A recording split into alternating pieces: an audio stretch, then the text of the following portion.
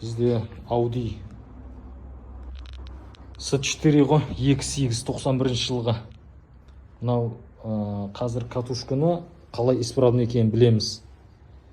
Коммутатор зажиганиемен тексереміз. Мына жерде получается екі кабель келіп жатыр.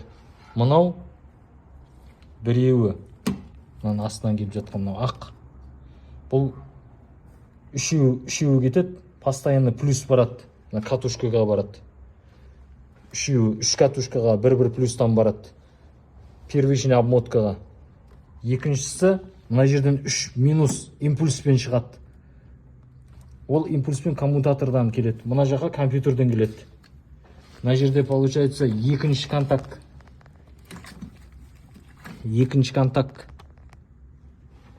минус кеп тұрады, G деген. Мына жерде көрініп отыр ма?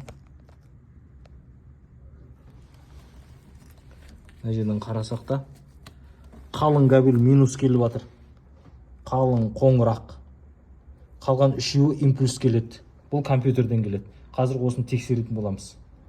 Сол кезде қалай искры шығады көреміз. Қазір мені бірінші импульске қойдық. Бұны осылай тексереміз. Мынау кабельдер қосылып тұрады. Кілті ашық. Мына жерден плюс береміз. Плюс импульспен келген кезде мына жақтан тоқ шығады. Міне.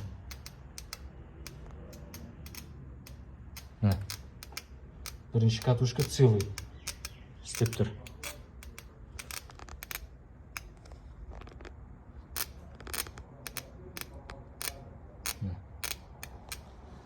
Екіншісі де тура солай. Мынаған екіншісіне міне. Ыңғайсыз болып тұр қазір.